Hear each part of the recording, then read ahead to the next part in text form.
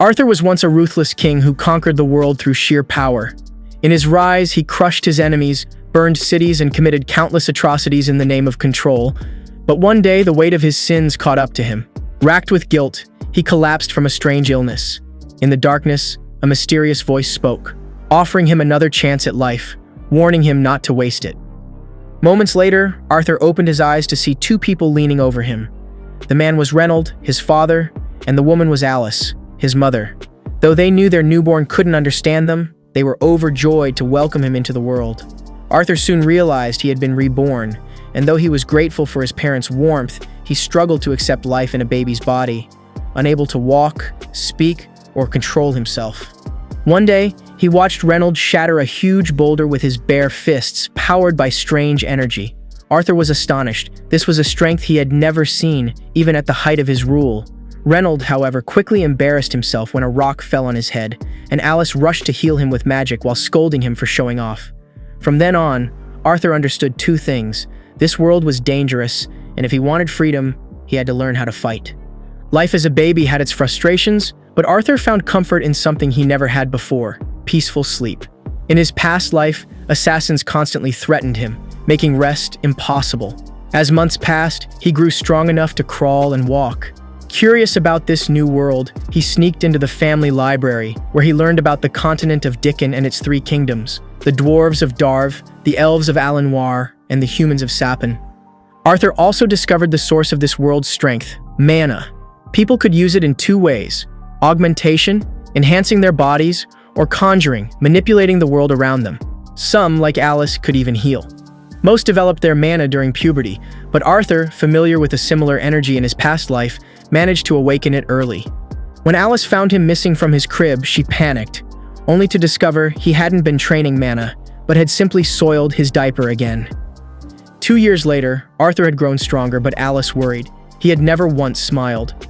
Reinald, however, had already begun showing him how to fight with a sword, much to Alice's fury. On their trip into town, Arthur was fascinated by new weapons, strange materials, and especially the sight of a mage casting fire. Though he was trapped in the body of a child, Arthur secretly trained with his mana every day. By age 3, he managed to form a mana core and attempted his first spell, but he lost control, accidentally blowing up the entire house. Reinald and Alice, who were outside, rushed back in horror, thinking their son couldn't have survived. To their shock, not only was Arthur alive, he had caused the explosion himself. As the house collapsed, beams fell toward him. His tiny body couldn't escape, but his parents threw themselves in front of him, Alice shielding him with her body while Reinald stopped the debris with magic. For the first time, Arthur realized what it meant to have someone truly protect him. Seeing his mother cry in relief, he couldn't stop his own tears from falling. In his past life, Arthur could never have acted freely. As a king, he was expected to be merciless. Once, after surviving an assassination attempt, he faced the man responsible. The council demanded punishment, not just for the man, but for his wife and son as well. Begging for mercy, the assassin pleaded with Arthur to spare his family. Moved for once, Arthur granted that request, not by sparing him, but by ending his life immediately, ensuring his family's safety. That was the kind of mercy his position allowed. But now things were different. Instead of ruling an empire, Arthur spent his days training with his father. Reinald suggested he try gauntlets, but Arthur had spent his entire life mastering the sword. He wasn't about to switch weapons now. So Reinald picked up a blade himself and reinforced it with mana. To his shock, Arthur did the same and sliced clean through it with ease. Realizing Arthur's talent was far beyond what he could guide, Reinald considered finding a proper mentor. Alice, however, flatly refused the idea of sending her son away. She insisted they had already agreed. Reinald would teach him combat while she taught him magic. But Reinald pressed the issue. Arthur was only a toddler, yet he had already cut through a mana-enhanced weapon. His potential was far too great to ignore. Alice hated the thought of letting him go, so the two argued until Arthur interrupted, suggesting a compromise. Why not all move to the city together? That way he could still get a mentor without leaving his family behind. The idea solved everything, and the family began preparing for the trip. The next day, their carriage arrived, escorted by old family friends, the Twin Horns party, who had helped rebuild their home after Arthur's disastrous magic mishap. The leader, Adam, introduced himself, followed by Angela, who pulled Arthur into a suffocating hug while Alice grinned at the scene. Duran rescued him with a high five, and Jasmine, the quiet one, simply gave a nod from atop the carriage. Lastly was Helen, the archer. With introductions done, the group set out. On the road, Arthur couldn't help but compare this world to his old one. Here, they rode in horse-drawn carts, while in his past life he commanded fleets of flying ships. Still, he found the journey fascinating. When wolves attacked their camp, the adventurers dispatched them with ease. Watching real combat thrilled Arthur. It confirmed his desire to become strong enough to fight like that himself. That evening, they cooked wolf meat for dinner. As Alice went to heal a cut on Reynolds' arm, Jasmine stopped her. Healers were incredibly rare, and if anyone saw Alice use her gift, she could become a target. With the group standing guard, Alice healed Reynolds in secret. Later, Adam challenged Arthur to a friendly spar. Infusing his spear with mana, he wanted to see if the boy's strength matched the rumors. Arthur responded by channeling mana into his feet, a technique from his past life. In a flash, he appeared behind Adam, ready to strike, but his toddler body failed him. His legs stumbled, giving Adam just enough time to counter. The fight ended quickly, with Arthur thrown into the air. Fortunately, the others caught him before he hit the ground and scolded Adam for going too hard. But Adam defended himself, insisting Arthur was frighteningly strong for his age. Afterward, Jasmine approached Arthur, curious about the speed technique he had used. Reluctant at first, Arthur realized she wouldn't stop pestering him, so he eventually shared it with her. To his surprise, she mastered it almost instantly. She then began spending more and more time near him, even gifting him a knife the next morning as thanks. But their journey soon turned deadly. Bandits ambushed the caravan, surrounding them on all sides. Outnumbered, the group fought bravely, but the enemy leader hurled Reynolds into the carriage, leaving him badly wounded. Alice rushed to heal him, but Reynolds warned her not to reveal her ability.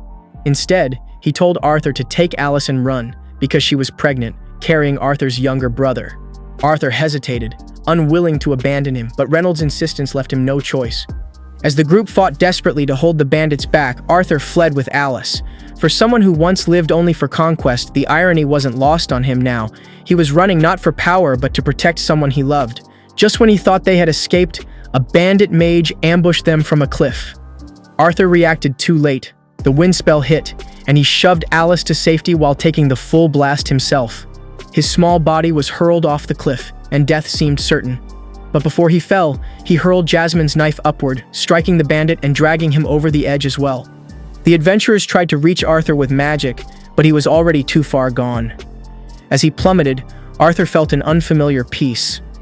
For once, he understood why a man would sacrifice everything to protect his family. Even as death closed in, he was grateful he could finally do the same. After the deadly fall, Arthur dragged himself out of the river and staggered into a cave. Inside, glowing eyes stared back at him, a terrifying monster. Regretting his choice of refuge, he tried a sneak attack, but the creature swatted him aside with ease. Instead of finishing him, it urged him to relax, claiming it wasn't evil and only wanted to be friends. Arthur didn't believe it. His wounds were severe, and he needed food. The creature plucked strange fruits from the cave wall and told him to eat. At first he refused, but when his body gave out, he finally gave in. The fruits were delicious, restoring some of his strength. When he asked about his parents, the creature, unable to leave the cave, revealed its power to see across distances. It conjured an image of Reynolds and Alice, alive and safe after defeating the bandits. Relieved, Arthur thanked the monster. Her name was Sylvia. Though frightening in appearance, she proved kind, tending to him as he healed. Arthur wanted to return home, but Sylvia warned that the forest outside was swarming with beasts and bandits far too strong for him. She could open a dimensional rift to send him somewhere safer, but it would take time to prepare. Until then, Arthur stayed, training with a stick and practicing his mana. Sylvia noticed his talent and taught him how to gather and compress mana. Before she would pass on her technique, however, she asked what he intended to do with such power. Arthur answered that he wanted to destroy anyone who threatened his family. Sylvia rejected this, scolding him for letting hatred guide him. After reflection, Arthur realized his true goal: to protect those he loved. This answer satisfied her, and she agreed to teach him. But danger soon arrived. Another creature like Sylvia tracked her down and demanded she return. She refused, and the cave shook as battle erupted. To Arthur's shock, Sylvia revealed her true form, a dragon. Though powerful, her body was weakened. The fight grew desperate, forcing her to stop time itself to shield Arthur. With the last of her strength, she opened an incomplete dimensional rift. Before sending him through, Sylvia gave Arthur 3 parting gifts: a dragon's egg, a feather to protect it, and a glowing mark imprinted on his arm. She confessed that she could have sent him home earlier, but had selfishly kept him by her side, enjoying his company. Arthur, moved, called her his grandmother. Sylvia, touched, asked him to say it again before pushing him through the portal. As time resumed, Sylvia sacrificed herself in one final strike, annihilating her enemy. Her last words echoed in Arthur's mind: to use his power not for hate, but to protect, and to take small steps toward a better world. Arthur awoke alone in an unfamiliar land, clutching the egg and feather, vowing to honor Sylvia's wish and grow strong enough to change the world. Arthur gets sent to an elf forest by magic. He starts walking home when he hears a girl screaming. He jumps up into a tree to see what's happening. He sees bandits grabbing a young elf girl. They want to sell her to rich people for money. The bandits put her in their wagon and drive away. This makes Arthur very angry because the same thing happened to his family before. Arthur wants to kill all the bandits right away, but he remembers advice about staying calm. He knows if he attacks too fast, the girl might get hurt, so he follows them quietly. When night comes, the bandits stop to camp. Arthur hears one bandit talking badly about the girl. He decides he can't wait anymore. He has to save her now. Arthur waits until it gets dark. He sees the bandits have dogs with magic collars that make them obey. Arthur throws rocks to make the dogs bark. When a bandit comes to check on the dogs, Arthur kills him with a magic sword. Arthur kills another bandit the same way, but he's getting tired. When he tries to kill a third bandit, he only hurts the man's leg. The bandit screams and warns the others. The bandit leader knows Arthur uses magic. He wants to catch Arthur alive to sell him too. The leader is stronger than Arthur, so Arthur uses magic instead. He throws a fireball at the leader's knee, then kills him with a knife. Arthur kills the last bandit and goes to save the girl. Her name is Tessia. She's been blindfolded the whole time. Arthur tells her she's safe and the bandits are gone. Tessia sees blood on Arthur's hands and gets worried. Arthur covers up the dead bodies so she won't see them. When Tessia asks what happened to the bandits, Arthur just says they had an accident. Arthur gives Tessia her things back and tries to leave, but Tessia grabs his arm and begs him not to go. She's scared to be alone in the forest with dangerous creatures. Arthur doesn't want to take her, but he knows she can't make it home by herself. Arthur agrees to help her get home. Tessia wants to remove the magic collars from the dogs so they can go back to the wild. Arthur thinks this is dangerous, but Tessia says it's her job to care for forest animals. She removes the collars and the dogs walk away peacefully. The next morning, Arthur and Tessia start traveling to her village. Arthur makes stew for them to eat. It doesn't taste very good, but Tessia eats it anyway. Tessia asks why Arthur was in the elf forest. Arthur says he got separated from his family. Tessia tells him about her life in the elf kingdom. She lives with her parents, a servant, and her grandfather. They don't know how far Tessia's village is, which makes the trip hard to plan. The dogs they freed keep following them, and Arthur wishes he had killed them instead. That night, Arthur wants to stay awake to guard against the dogs, but Tessia is too scared to sleep alone, so she makes Arthur stay in the tent with her. She asks Arthur if it's true that all humans have many wives. Arthur says some do, but most don't. They keep traveling for several days. Tessia becomes happier and likes Arthur more. She can't even cross a river by herself, so Arthur has to carry her. Suddenly, Arthur feels a sharp pain in his chest. Tessia runs to find herbs to help him. Arthur leans against a tree, and one of the dogs appears.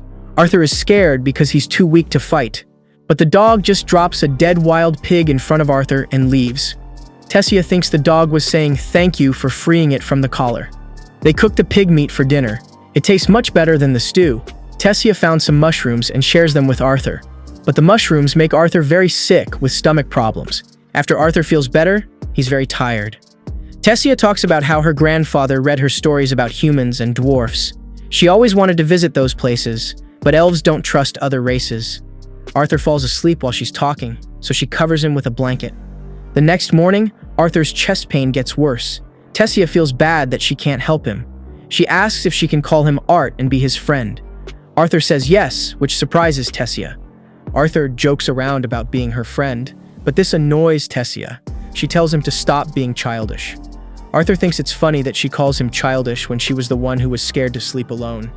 Arthur realizes that Tessia is his first real friend ever. In his old world, people were afraid of him. He never had a true friend before. Then Tessia sees something familiar. She shows Arthur a huge tree with a portal in it. She says this is the entrance to her village. She holds out her hand and asks Arthur to come with her. When Arthur steps into the elf village, the guards immediately arrest him. They put swords to his throat because elves hate humans. Arthur looks at Tessia, hoping she will help him, but she just stares at him coldly and says nothing. Arthur thinks Tessia tricked him into a trap. He can't believe he thought someone actually wanted to be his friend. Just like in his old life, people always betray him. The guards are about to kill Arthur when Tessia finally speaks up. She tells them to stop.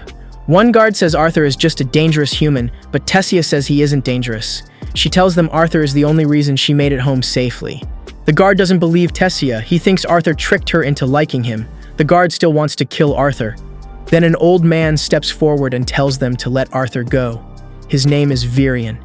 He is Tessia's grandfather, and used to be the king of the elves. He believes Tessia when she says Arthur saved her. Virion says sorry to Arthur for treating him badly. Arthur is shocked to learn that Tessia is a princess. She never told him during their whole journey together. Tessia's parents arrive when they hear their daughter is back. Tessia runs to hug them. Since Tessia is a princess, her parents are the king and queen of the elf kingdom. But Tessia's father isn't nice like Virion. When he sees Arthur, he demands to know why a savage human is in his kingdom. He orders his soldiers to kill Arthur right away. But none of the soldiers obey. They are too afraid of Virion to disobey his orders to leave Arthur alone. Virion reminds the king that Arthur rescued Tessia and brought her home safely.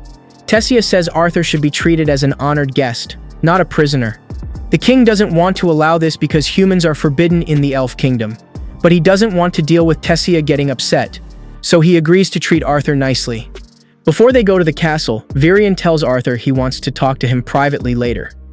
Tessia gives Arthur a tour of the elf kingdom. It looks very different from human kingdoms.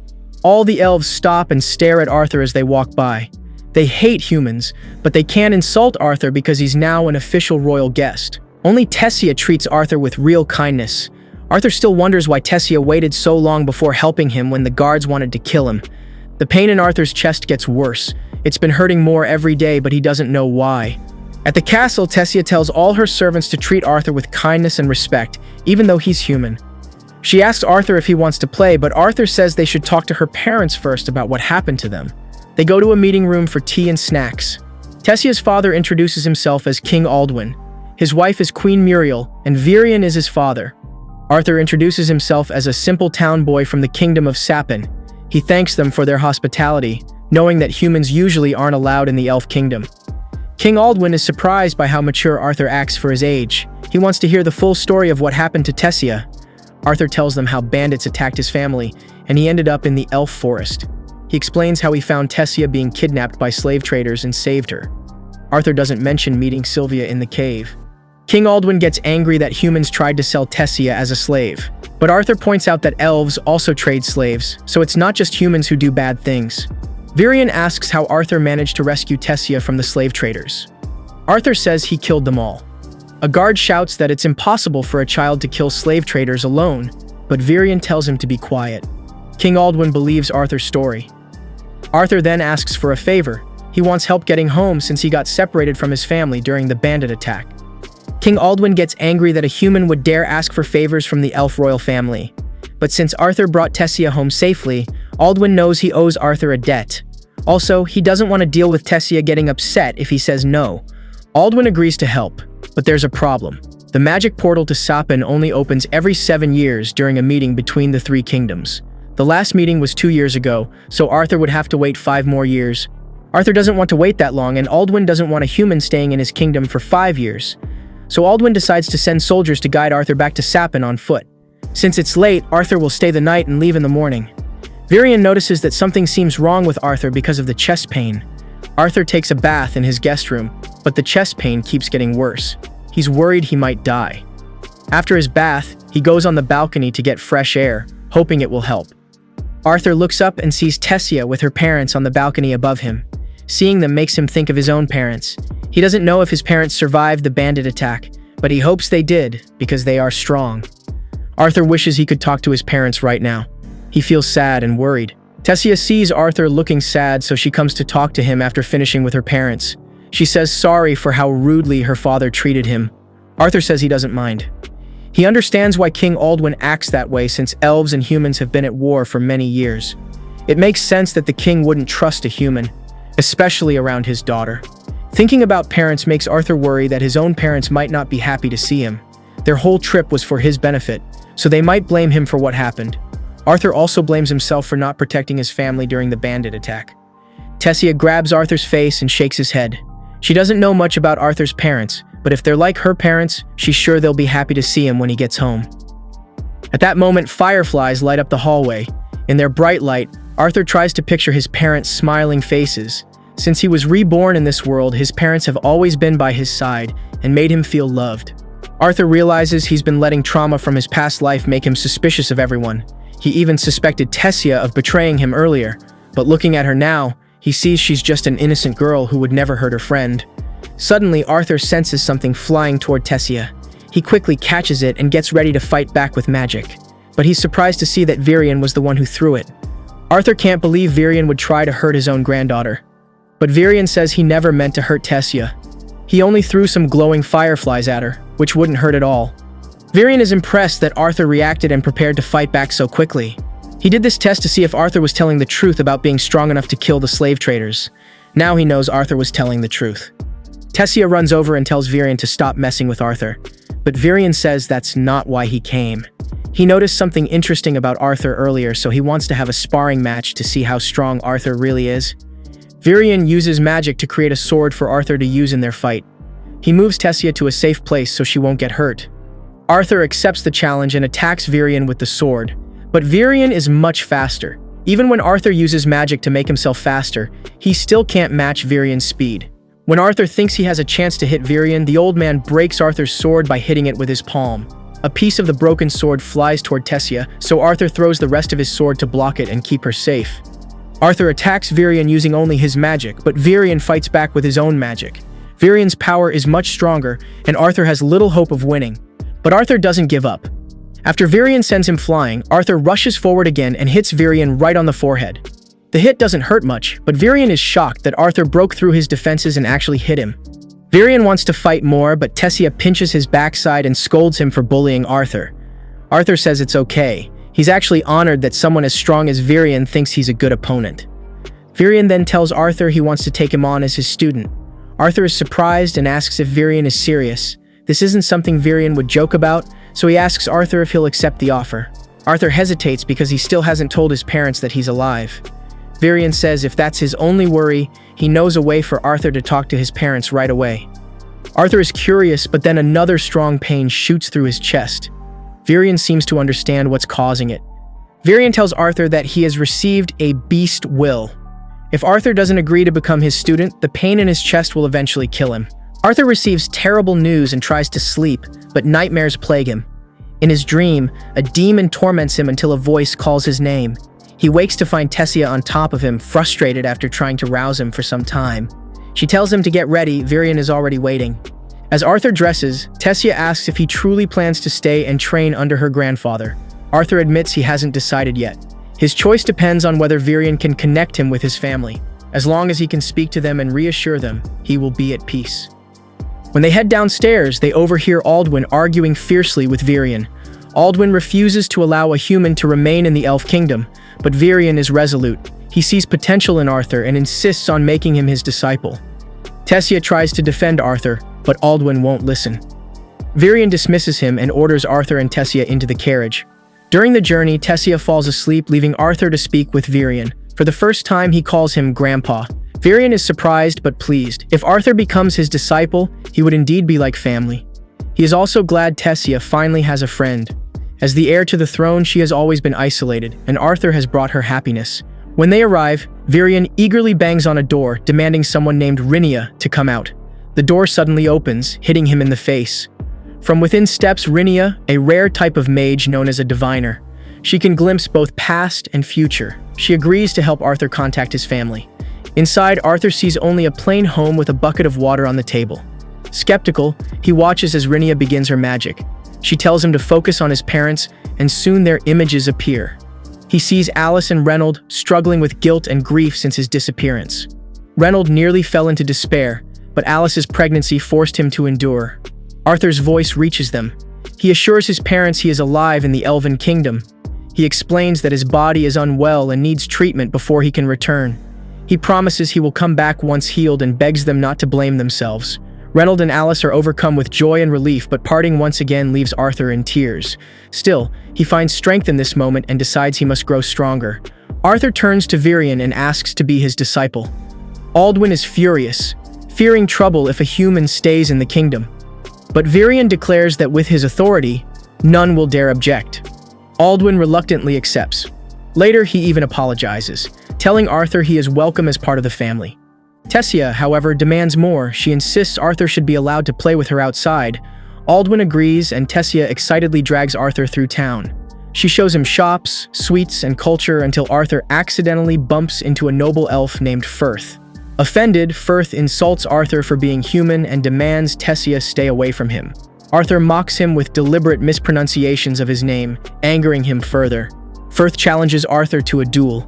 Tessia warns him against it, reminding him that Arthur is Virion's disciple, but Firth refuses to back down. Arthur accepts.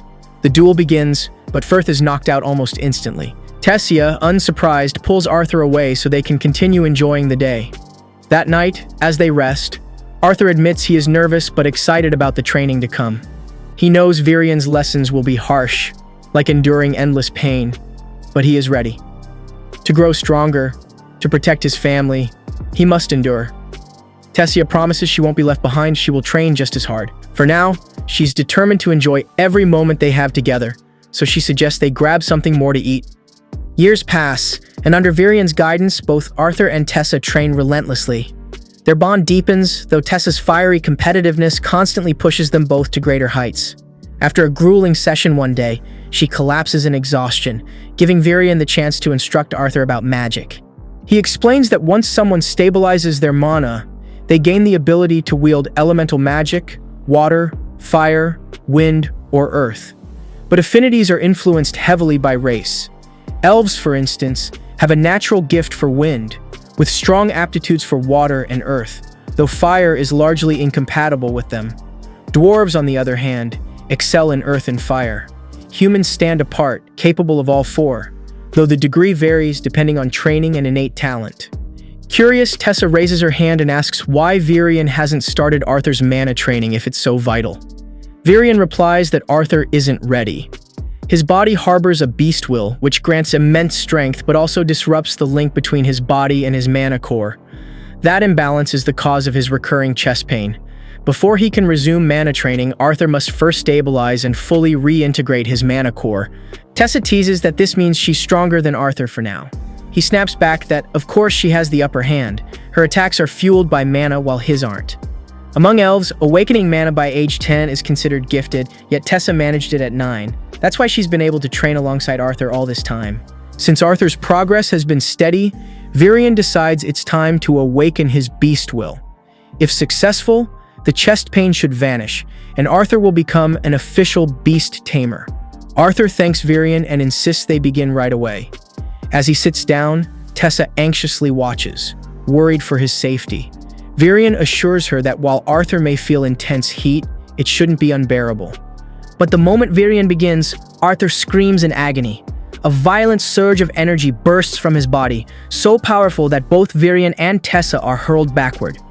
Though the ritual succeeds, the strain overwhelms Arthur, leaving him unconscious. They carry him back to the castle to rest. When Arthur finally wakes, Virion is sitting beside him. He asks how Arthur feels. Arthur replies that he seems fine, though Virion presses further, asking if anything unusual occurred during the awakening. Such violent reactions are almost unheard of. Arthur had intended to keep Sylvia a secret, but he decides to reveal the truth. His beast will was a gift from a dragon. Virion is stunned, struggling to believe it, yet the overwhelming power radiating from Arthur confirms it. He warns Arthur never to speak of this to anyone. If the truth spread, it would draw dangerous attention. Virion then adds that Arthur is due to return home in only 4 months, not 2 years as he believed. A cultural exchange has been arranged, reopening the portals to Xyrus City much earlier than expected. Arthur is shocked and asks if Tessa knows. Virion explains her parents are telling her now. That night, Arthur lies awake, clutching the egg Sylvia entrusted to him, troubled by the thought of leaving Tessa so soon. Suddenly, the egg begins to crack. A tiny dragon hatches before his eyes. Though alarmed at first, Arthur softens when he sees how small and adorable it is until it bites his arm. Where the bite lands, a crest forms, binding Arthur to the creature and linking their thoughts. Realizing he must raise her, Arthur names the dragon Sylvie, after her mother. The next morning, Tessa comes to wake Arthur but finds Sylvie curled up beside him. Amused, she plays with the little dragon until Arthur stirs. Later that day, they meet Virion at the training grounds, with Tessa still trying to win Sylvie's affection. Virion nearly collapses when he notices Sylvie perched on Arthur's head. He never imagined seeing a dragon hatchling in his lifetime. Arthur explains she only hatched because of the awakening. Though worried people might recognize her for what she is, Virion reassures him. Dragons are legends now, and no one would ever suspect she's real. Training resumes, and Virion instructs Arthur to now train both his beast core and mana simultaneously, best done through live combat. To demonstrate, Virion transforms, disappearing from sight. Arthur panics, unable to track his movements, and surrenders immediately. Virion reappears behind him, amused. His beast will, a shadow panther, allows him to manipulate the wind to erase every trace of sound, making him undetectable. Though powerful, it drains mana rapidly. He never intended to fight Arthur seriously, just to show the potential of beast wills. With a summoned sword, he begins Arthur's real training. Days pass, and Arthur adapts quickly. The chest pain fades, and he even manages to match Virion's speed. More importantly, he enjoys the time he has left with Tessa. One day, Arthur encounters Firth in the street but fails to recognize him. Insulted, Firth demands a duel, only to lose instantly again. Arthur treats him kindly afterward, offering friendship. They discuss the upcoming exchange event Firth will attend, but Tessa won't. The royal family can't risk losing her again. Angered by being called delicate, Tessa punches Firth, knocking him out cold. Arthur drags her away, scolding her for striking a subject. Hurt by his words, she runs off in tears. That night, Arthur sneaks to her window, inviting her for a walk. They wander under the stars, Tessa clinging to the moment despite her exhaustion.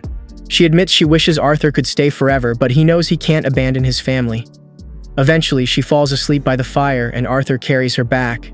At last, the day of departure comes. Virion gifts Arthur a compass that will guide him back to the Elf Kingdom should he ever wish to return.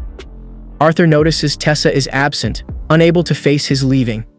But just as the portal opens, she appears, sprinting toward him. She trips, and Arthur rushes to help her up.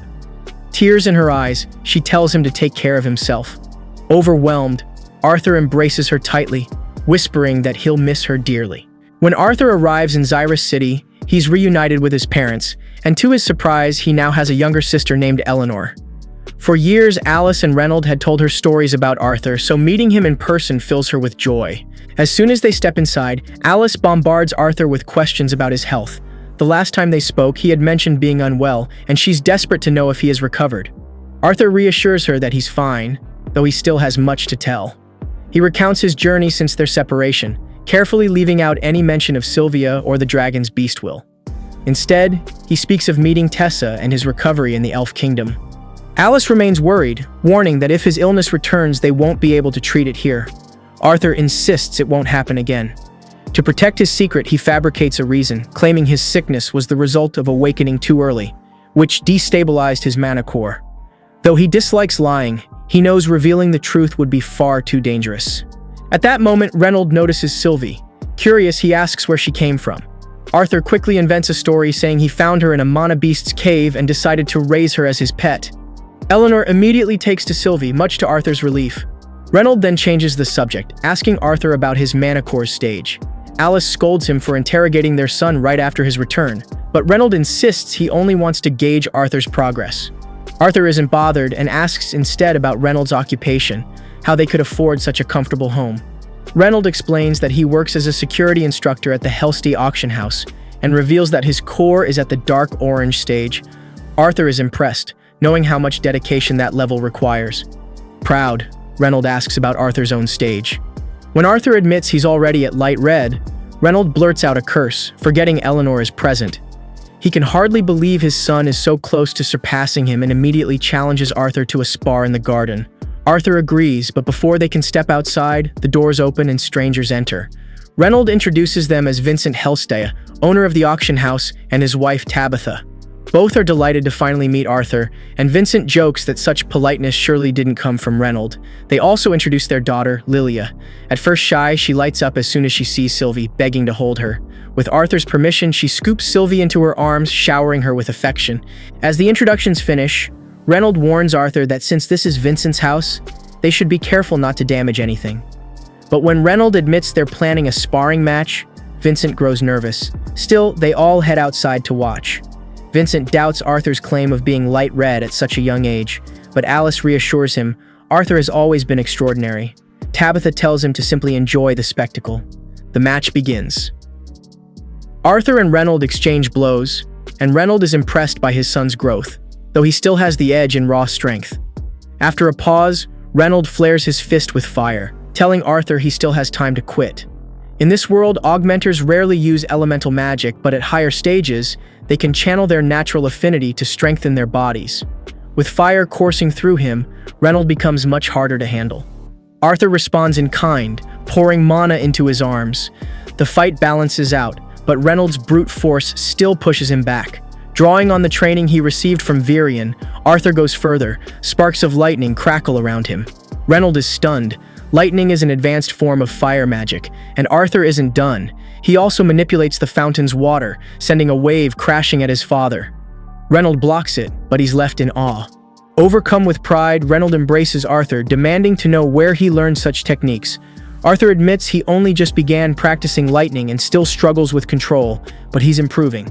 At that moment, Eleanor rushes in to check on them, while Vincent and Tabitha stand speechless. No normal child should be capable of such feats. That evening at dinner, Vincent can't stop praising Arthur. Reynold laughs as he recalls how Arthur awakened mana at age 3, even blowing up their house in the process. Vincent is astonished. Most geniuses don't awaken before 8. Then Vincent proposes something bold. Arthur should enroll in Xyrus Academy. Reynold is surprised, never having considered it. The academy is the most prestigious in the kingdom, attended by the elite. Tabitha agrees, offering to cover Arthur's tuition, but Alice hesitates. They've already done so much for the family, and Arthur is only 8. The academy usually requires students to be at least 10. Vincent insists it's possible. He personally knows the director and could arrange an exception. Before the discussion can continue, Arthur interrupts. He wants to spend time with his family before anyone makes decisions about his future. Excusing himself, he wanders the halls until Lilia calls out, warning he might get lost in the basement. She leads him to the break room where the servants are gathered. They greet her warmly, already aware of Arthur. After all, he set the garden on fire earlier.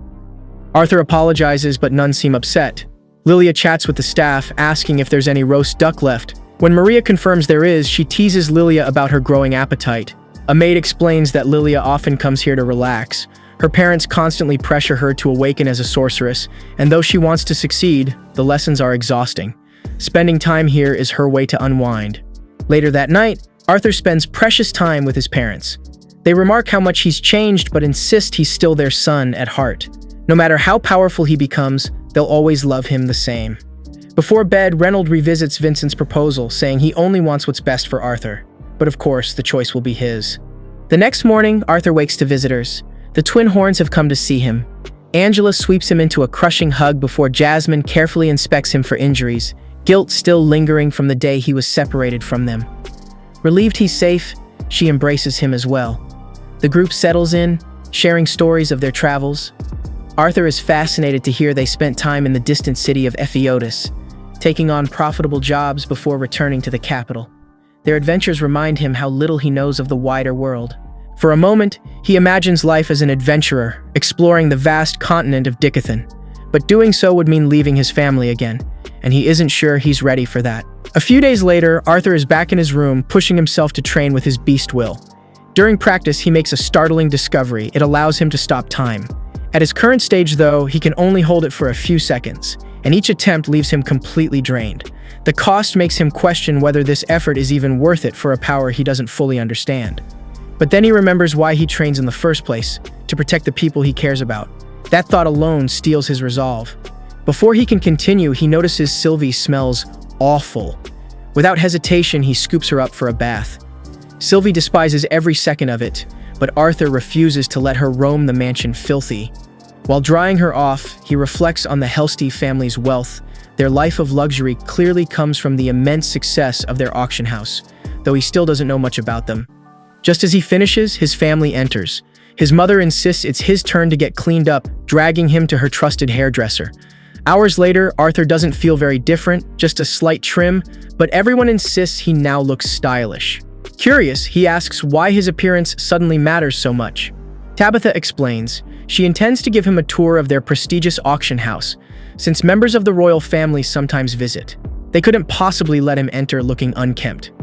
Elena is thrilled at the idea of joining her brother. Lilia, however, feels a pang of jealousy. Elena had always spent her time with her before Arthur returned. She tries to hide it, but she also wants to stay close to Arthur. The tour is lively.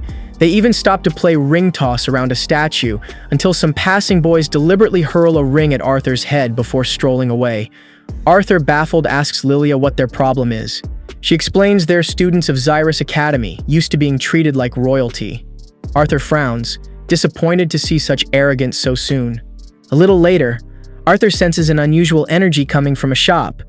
His parents explain it's a beast core store.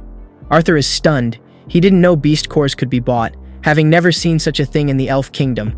Tabitha explains that beast cores can strengthen mages, and if one carries a beast will, it might fetch 100 gold coins, enough to support Arthur's family for centuries. She offers to let Arthur handle one at the auction, though he politely declines, already satisfied with the core Sylvia gave him.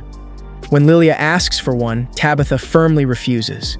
A beast core won't help her awaken, and it's far too expensive. Lilia grows upset despite her mother's reasoning, and even during lunch, her mood is still sour. Then, without warning, she slips away. Arthur tracks her down to a small magic shop in a side alley, where she's eyeing one of the cheaper cores, ready to buy it with her allowance. Arthur stops her. Owning a core won't guarantee awakening, but Lilia, desperate, insists she has to try.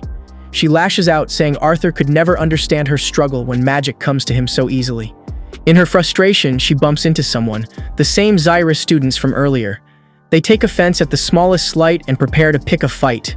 The shopkeeper notices but retreats immediately, unwilling to cross academy students.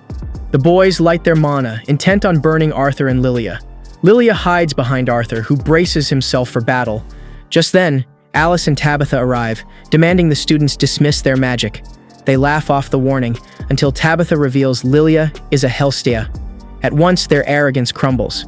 The Hellsties are one of the Academy's top benefactors. Laying a hand on Lilia would mean expulsion. They retreat, but not before calling her incompetent. Back at the mansion, Vincent is horrified at what nearly happened. He knows Arthur could have killed those boys if things escalated. Lilia apologizes, but Vincent insists she did nothing wrong. Their donations will protect both her and Arthur's academy prospects. Lilia, however, misunderstands, thinking her father favors Arthur over her. Believing herself worthless without magic, she declares she hates her parents and flees. Later, Arthur finds her hiding in the maid's break room. Though he wants to comfort her, he hesitates, afraid his words will sound condescending. But before he can speak, Lilia apologizes first. She admits her jealousy. Ever since Arthur showed his strength, her father's attention has been on him. She believes her parents must see her as a failure. Arthur cups her face gently, assuring her she is anything but. Her parents love her regardless of magic, and he's certain they're proud of her efforts. Lilia laughs, realizing how foolish she's been, but her deeper fear remains. The more her father donates, the more others will see her as a spoiled child. Arthur asks if she truly wants to wield magic. When she admits she does, he tells her he can help. Later, in front of her parents, he reveals the truth. He had staged her disappearance to show Lilia that they would love her no matter what. Vincent is shaken but grateful, realizing he has pushed too hard. He apologizes, telling Lilia that her happiness matters more than magic. But Lilia responds with resolve. She still wants to go to the academy. She wants to become a sorceress who brings joy to others. Hearing her determination, Arthur agrees to awaken her mana himself. And since Elena also wishes to learn, he includes her as well. The two girls sit cross-legged, eyes closed, breathing steadily as Arthur guides them. Elena quickly senses the flow of mana. Lilia struggles, doubting herself again, but Arthur reassures her. Placing a hand on each of their backs, he channels his own mana. A warmth spreads through them. Then Lilia sees it, sparks of light glowing in her mind's eye. Her mana has awakened at last. Tears stream down her face as she laughs, overjoyed. Arthur and his family receive an invitation to the Hellstia auction house. When they arrive, the sheer size and grandeur of the building leave them in awe. Alice grows uneasy, feeling out of place in such a lavish setting, but Tabitha reassures her. This night is meant to be enjoyed. The auction stirs great excitement among both nobles and adventurers. Vincent had gathered rare treasures for the event, magical beast cores, enchanted items, even priceless foreign statues. Security is airtight, with Reynold personally overseeing every guard. The hall quiets as Vincent steps on stage. To everyone's surprise, he announces special guests: the royal family of the Sapien Kingdom, King Blaine, Queen Priscilla, Prince Curtis, and Princess Catherine. The crowd erupts with cheers, and Arthur notes how beloved the rulers must be for their people to honor them so openly. The auction begins with a sword infused with lightning mana, opening at 50 gold. The bidding war grows heated, and Arthur wonders if he too could imbue a weapon with elemental attributes. Soon after, Vincent presents a pair of ornate masks, but Arthur's attention shifts. Sylvie is missing. At first, he assumes she's with Lilia or Eleanor, but both are asleep. Growing uneasy, he goes to search for her. Sylvie, meanwhile, wanders the corridors when a royal sorcerer intercepts her, Sebastian, the king's escort. Back on stage, Vincent unveils the next item, a rare lion cub. Prince Curtis demands it, and the king immediately bids 1,000 gold. No one dares to compete, and the beast is handed over to the prince. Arthur, searching for Sylvie, suddenly hears a sharp cry. Rushing toward it, he finds Sebastian holding her captive. Arthur keeps his composure, politely explaining that Sylvie is his mana beast and asking for her release. Disappointed, Sebastian relents. He had mistaken her for an auction item. Sylvie darts back into Arthur's arms. But then Sebastian makes a bold request. He wants Arthur to hand Sylvie over to him. Arthur scoffs, baffled anyone would think he'd part with her. The sorcerer responds by unleashing flames in Arthur's direction, invoking his authority as a royal mage. Arthur ignores the intimidation and begins to walk away until Sebastian threatens his family. That is the final straw. Arthur spins around, unleashing a wave of killing intent so overwhelming that every window in the auction house shatters. Those without mana collapse instantly under the pressure.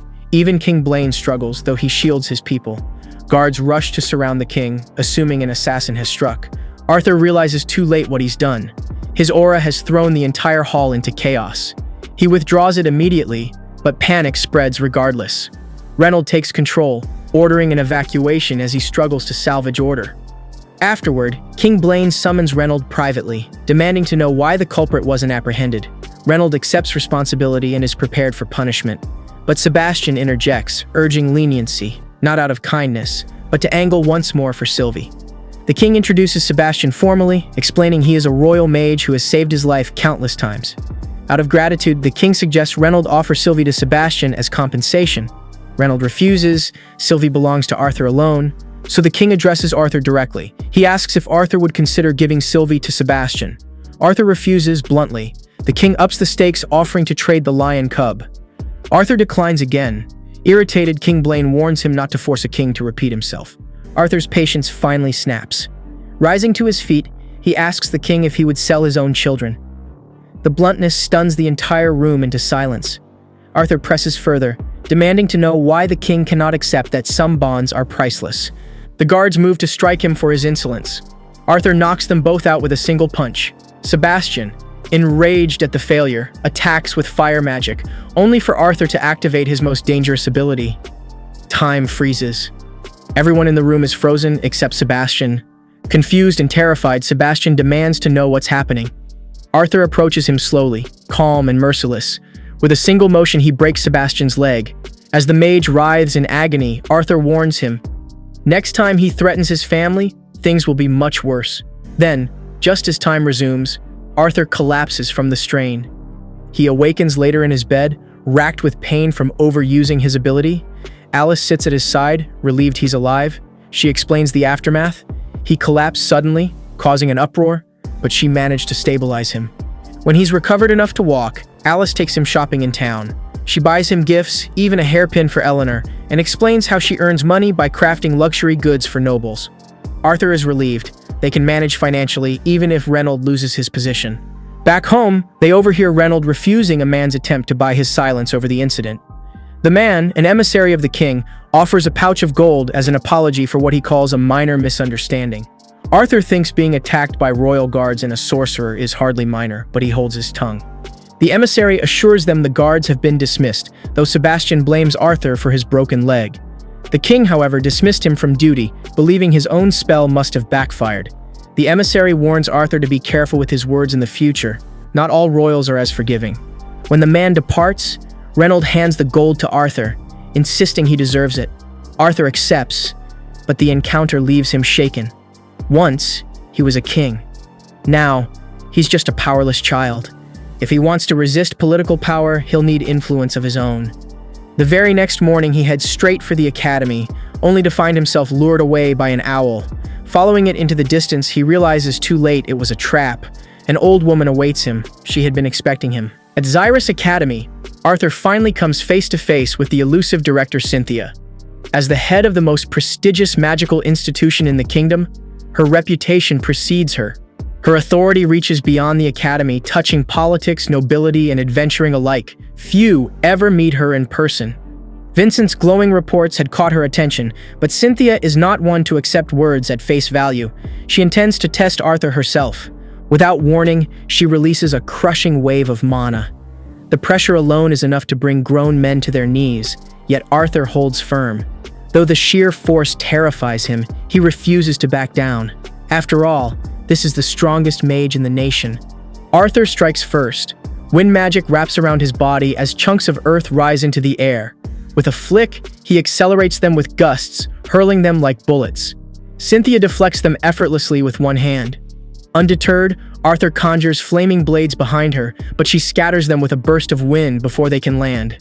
Frustration boils over. Arthur charges recklessly, only to be swatted aside by a single gust. The battle is already decided. He cannot hope to defeat her. Still, Cynthia is impressed. His talent is undeniable, but so is his arrogance. To truly show him the gulf between them, she unleashes her final test. With a wave of both arms, a devastating pulse of sound magic erupts. The shockwave fractures nearby stone, rattles the ground, and pierces Arthur's skull with unbearable ringing. But Arthur doesn't fall. He digs his heels into the earth, his teeth clenched, enduring the pain until the last echoes fade. Cynthia lowers her arms, astonished. Few adults could have withstood such force, yet this boy had endured it head-on. For the first time, she considers personally mentoring him. But Arthur has conditions of his own. He agrees to join the academy only if she can guarantee the protection of his family and loved ones. Bold words from a child, but his conviction leaves her momentarily speechless. She weighs his demand, realizing his talent makes him too valuable to reject. Just as she's about to agree, Arthur sets a second condition. He will only enroll when he reaches the official age requirement, 3 years from now. Cynthia frowns at the delay, but Arthur is firm. He doesn't intend to spend his youth cooped up in study halls. He wants to travel, to see the world, to test himself against the unknown. His resolve cannot be swayed. If his parents approve, Cynthia promises to accept his terms. When Arthur tells his family, Alice flatly refuses. After years apart, she cannot bear the thought of him vanishing again into danger. Reynolds urges her to at least hear him out, suggesting a guardian could accompany Arthur. But Alice's heart won't yield until Arthur promises he'll return home every few months. That reassurance softens her fear, though she makes him swear never to keep secrets from her. Arthur agrees, though deep down he knows he cannot tell her everything. Reynolds reaches out to his adventuring comrades, the Twin Horns, to find a guardian. None want payment. They are family to him. Adam immediately refuses, joking that he and Arthur would probably kill each other within weeks. The others nod. It's a terrible idea. Then, to everyone's surprise, Jasmine volunteers. She normally avoids babysitting roles, but for Arthur, she's willing. With her recent advancement to the light orange stage and her strong bond with Arthur, she's the perfect fit. Reynolds gratefully accepts. With his guardian chosen, Arthur turns to preparing for adventuring. He still needs a weapon. Vincent allows him to search his vast collection, but nothing feels right. Most blades are designed for grown augmenters, far too heavy for his young frame. Then Sylvie leads him to a dusty old staff lying in a corner. Intrigued, Arthur picks it up. It feels oddly heavy and unbalanced, almost as if concealing something. Channeling mana into the handle, glowing letters flare to life and a blade slides free. Arthur is stunned. The sword feels unlike anything he's ever wielded, though at first its weight strains his body. But then, as if recognizing him, the weapon adapts. The grip fits his hand perfectly, its balance flawless. A single swing slices cleanly through a barrel. Arthur knows instantly it's the one. When Vincent finds him, Arthur hides the sword, pretending to choose a normal blade. Vincent, noticing the staff at his hip, asks about it. Arthur dismisses it as junk, but Jameson explains it had been tossed into storage by a stranger, written off as worthless. Vincent allows him to keep it. Weeks pass. Arthur spends them cherishing time with his family before his departure. On his 9th birthday, they gather for a small celebration. Alice gifts him a gem-embedded glove with healing magic. Vincent gives him a pair of enchanted rings, one for Arthur, one for Alice, which glows if Arthur's mana falls critically low. Adam offers a sound-transmitting scroll so Arthur can send messages back home. Grateful beyond words, Arthur promises to treasure their gifts. Alice pleads only one thing, that he come back safe. That night, Arthur prepares his gear, his heart torn between excitement and guilt.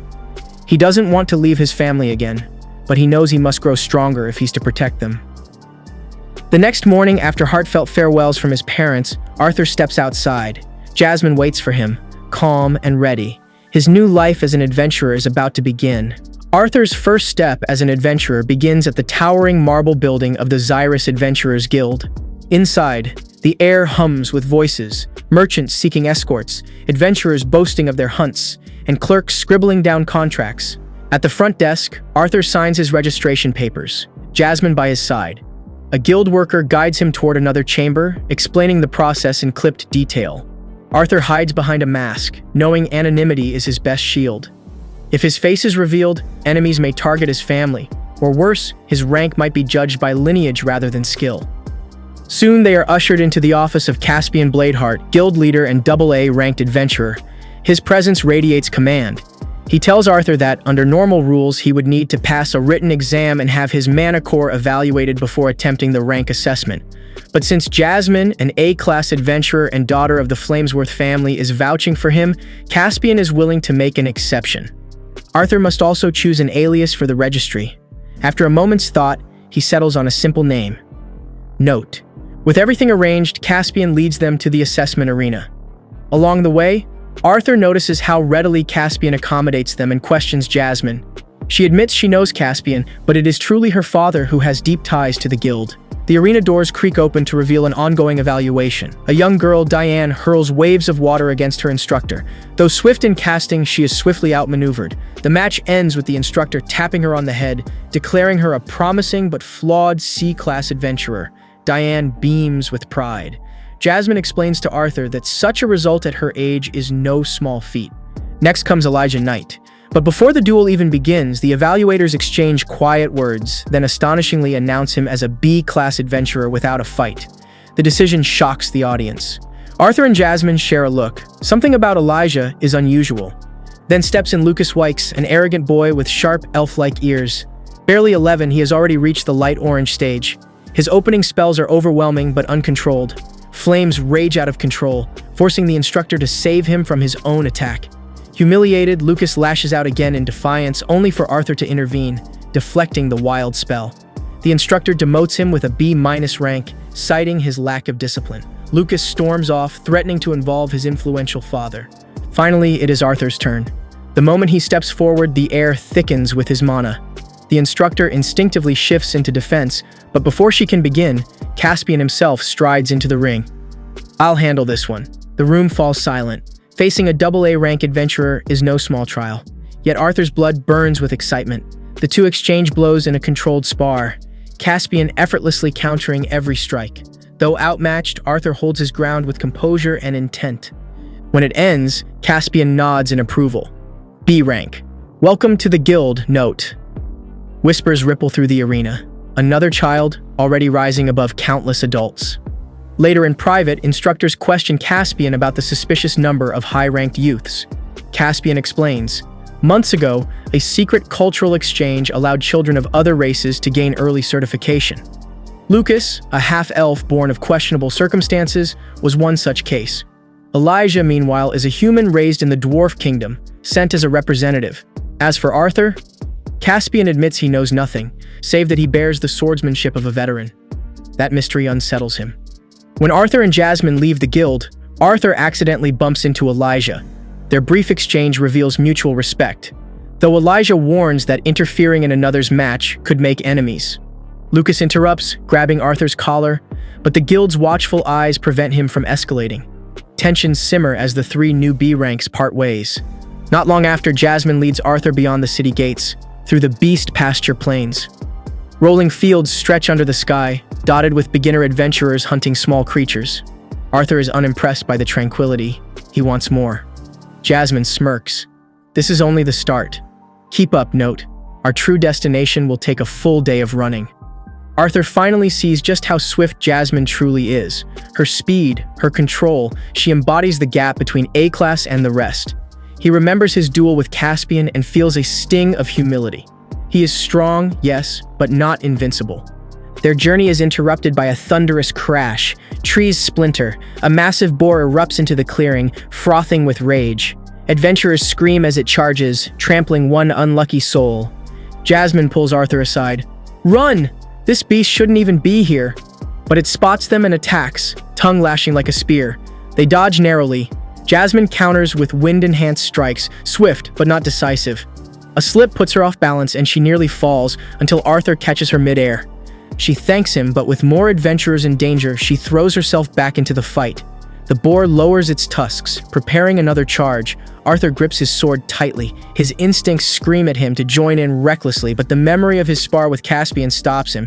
He breathes, waits, watches, then the moment comes. While the beast focuses on Jasmine, Arthur dashes forward, flames coating his blade. With one decisive strike, he cuts the monster down. The plains fall silent, the danger has passed. Jasmine exhales, shaken, not because of the beast, but because she had needed saving. She confesses her past, born into the Flamesworth family of fire mages, only to be cast aside for awakening with wind. Her family called her a disgrace. She became an adventurer to escape that shadow, and only the twin horns taught her trust and belonging. Arthur clenches his fists. That's nonsense. No element is weaker. You are not weak. Jasmine laughs, breaking the tension. His uncharacteristic outburst surprises her. Arthur's anger stems from his own past life, years of being told he was worthless. But as he stands here, reborn with allies and family he wants to protect, Arthur finds clarity. He will keep growing, not for pride, not for recognition, but for them, for Jasmine, for his family, for everyone he holds dear. His true journey as an adventurer has only just begun, bringing the anime recap to an end.